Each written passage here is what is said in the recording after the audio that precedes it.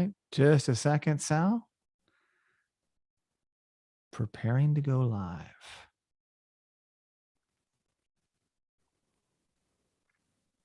Looks to be good. Okay. Headphones on. All right, we should be good. Welcome to Just Curious Media. This is That's a Crime. I'm Jason Connell. And I'm Sal Rodriguez. All right, Sal, we are back for another crime. Yeah, and just like we promise, we cover everything from a misdemeanor to a murder. And we are light on misdemeanors, it turns out. they don't publicize many misdemeanors, apparently. No, so tonight we're making good on that, and we have a misdemeanor in store.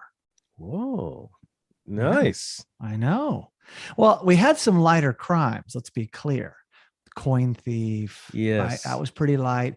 The movie theater manager selling blow. I guess it's funny, but not a misdemeanor. No. Because things could be light, but they're still a felony. Right. And even Dana Plato, we really did a deep dive into her whole career, highlighting and spotlighting the video store robbery, but she did that with a gun. So although she really didn't get in that much trouble, it wasn't a misdemeanor, right? It's interesting when you look at misdemeanors to felonies.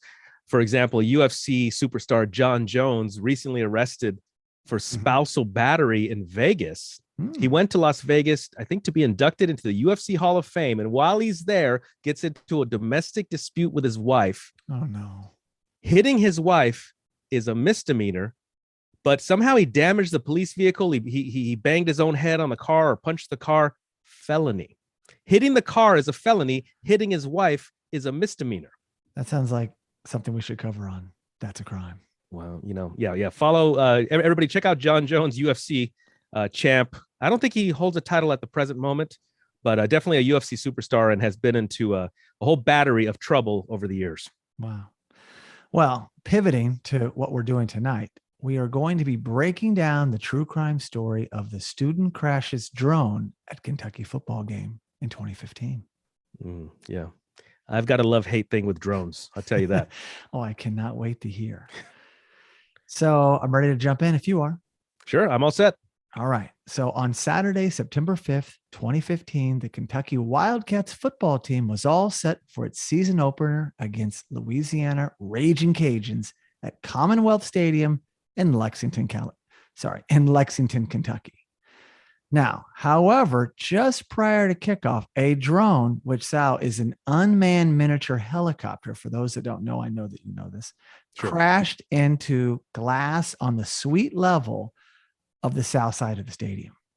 Sure. I've also had the, I don't know if you call it pleasure, but privilege, I guess, of going to military bases and seeing actual military drones up close and personal. Wow. And these are plane size. They're planes, but there's no cockpit. There's no front windows. Right. It's just blank in the front. Interesting sight. So yeah, drones come in all shapes, sizes, and levels. This is not that drone, just to be clear for our listeners. Thankfully. Right. So any thoughts so far before I keep going? I want to hear what this guy has to say about his actions. I'm looking forward to what his defense is. So now several of the sellout crowd of nearly 63,000 fans stood just below the crash site. But fortunately, Sal, no one was injured. Yeah, good. However, this event did lead to a student being charged with a misdemeanor crime. There we are. Misdemeanor. There we have it. So already, I'm surprised I haven't seen this more often, just the access, the ability to get drones into this type of stadium. But this could have been bad out of the gate, Sal. You got 60,000 people, a lot of them screaming, many inebriated. Oh. And here comes this drone that he loses control of. I say he, but I'm getting ahead of myself. Yes. And could have done anything to somebody. I mean, it's a projectile. What if he lost control and it's going fast? Like it runs into glass and probably, shatters whatever, the drone's down. This could have been bad. Yeah. So it brings to mind the question, how did this happen? How did he lose control? I'm imagining he should be an experienced drone pilot. If you're willing to attempt a stunt like this, you should know what you're doing. Right. And it's a misdemeanor at this point. But what if some of those people had been injured does it turn into a felony if there's accidental injury? I mean, what if, for instance, I've seen this in football games before, where the ball is being kicked over the net, like on a point after or a field goal. And I've seen people fans leap to catch a football, just going over the edge and wiping out. What if someone jumped up trying to catch said drone and they got injured that way, right? Who knows? Yeah. Anything could have happened. And this kid most likely would have been liable, if not the university or whomever. Well, moving on. The guilty party here was 24-year-old law student. Yes, nice. I said law student, Peyton Wilson. Sal, you would have assumed he was more familiar with the law. Yeah, maybe he was entertainment law, or is there animal rights law? Maybe some other law having nothing to do with drones or football. Criminal law. Yeah, exactly. Well, originally, Wilson faced a charge of second-degree wanton endangerment. Yeah. But pleaded guilty to misdemeanor criminal trespassing and paid a $100 fine. $100? Seriously? Well, I say he got off pretty easy. I mean, I didn't even know there were fines that low. Exactly. $100. What? That was in Kentucky. Is that why? It was. I don't know about that. I don't know. Is that like? I'm just stating the facts here. I don't know why it was reduced. Maybe his good behavior, but now part of why, though, I should say, I think it may have been extremely light punishment. Yeah. And what I haven't shared yet is this, because it could have been worse, as we talked about earlier. Yeah. But as part of the pregame festivities, an aircraft flew over the stadium. I know you've seen this before when they have jets go over. Oh, sure. But in this instance, this aircraft flew over and let out 4 military parachuters. Right? What? So they're jumping over the stadium to land, bringing the game ball with them, which is kind of cool. Wow. And a bunch of American flags. So this is like first game of the season. Kentucky Wildcats are going crazy. Although it's a basketball school, they also have a football program and it's getting better. So they're coming down. And as they're coming down, according to university police, one of the parachuters had to take emergency evasive maneuvers to avoid contact with the drone that at one point in time was only 20 feet from his parachute. Wow. Now, he also apparently had a very hard landing, but fortunately, again, was not injured. Sal, this could have been catastrophic. Well, hang on, Jason. I'm also wondering if it's entirely possible that this parachutist just had a rough landing and blamed the drone. Yeah, that darn drone.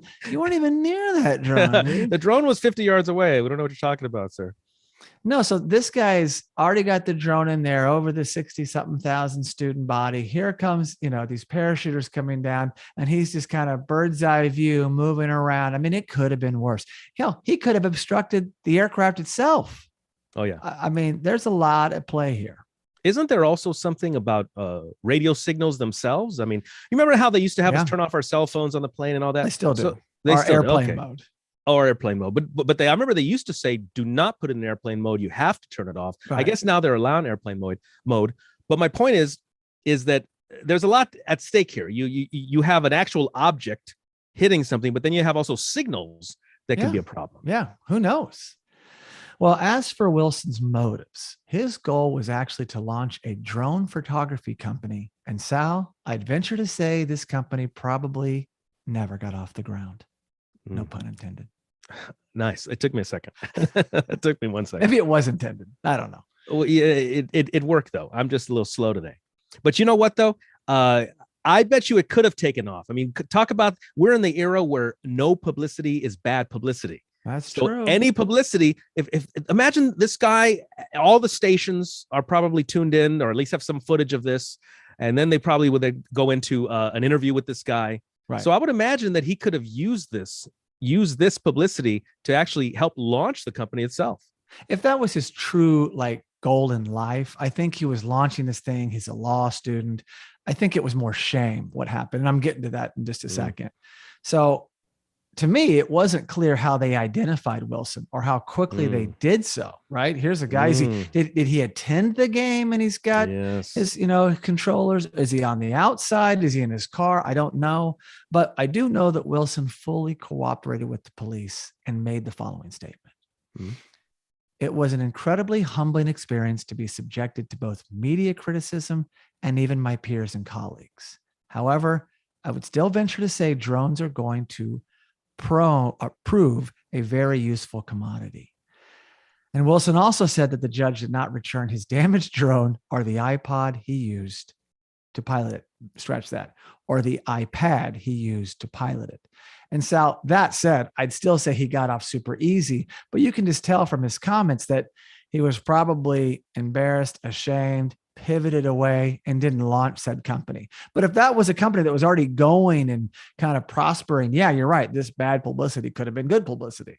But did you see the video? I actually put a link in the notes. Did you see? Oh, no. It was pre-crash though, pre-crash. So you're just getting you're not even seeing the drone's footage. You're seeing someone filming the drone over this big sea of students. Yes. Well, I got to tell you, I really want to see the footage. Yeah. If there is any footage, this doesn't say, we don't have any information about the footage. No, and only the photography, actual not footage video. is probably gone. So yeah, unfortunately, we're never going to see that. I have hunted. Look for it yourself, though. You may come across something that I didn't. No, but you know what? This goes into my love-hate relationship with drones. I love drone footage. Drones can access areas never before accessed. Yep. So I can appreciate good drone footage as a viewer.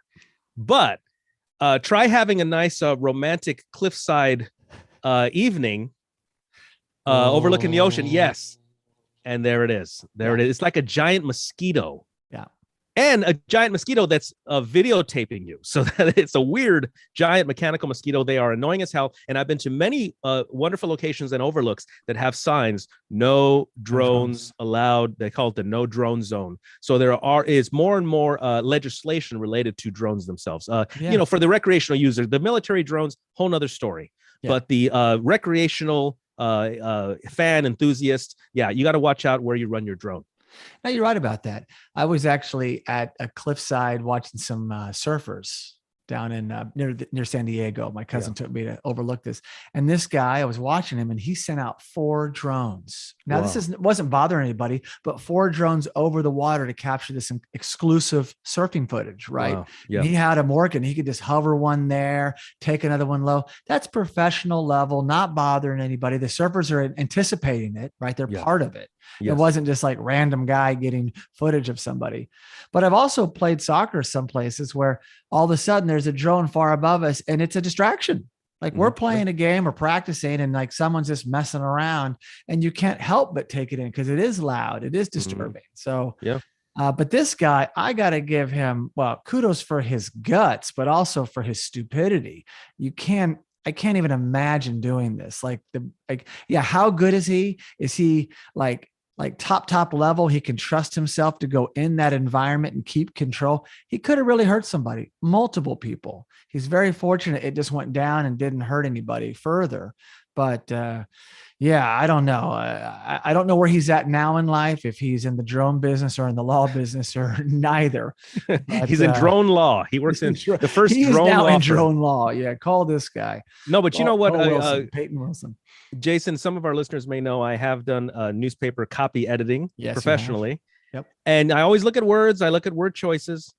I like I wouldn't even call it an attempt at an apology. Right. And the operative word is however. Yeah. However, I wasn't in the wrong. I just happened to crash.